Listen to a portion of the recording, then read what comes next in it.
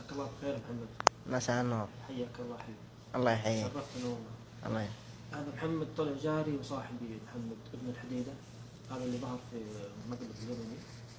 المقلب مع عبد الرحمن بن عبد. حياك الله محمد، عرفنا بنفسك وقول ايش اللي صار معك. والله يا أخي أنا اسمي محمد مقبول، ويا أخي والله جانا من المغرب هذا ضغوطات، وجدتنا كم تتكابت، وجلست في أسبوع في البيت، يعني ما أخرج ولا في محل، والناس كل واحد يجيك من محل يعني يشتمون فيك، واللي يسبب لك إزعاجات وحالتك حالة، يعني المقطع هذا سبب لي تشويه سمعة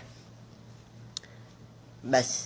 والشغل كيف يعني، صار عندك شغل ولا وقفت شغل؟ والله وقف شغل، ما في أي شغل، يعني بعد هذا المقلب من التكلم يقول لك ماشي.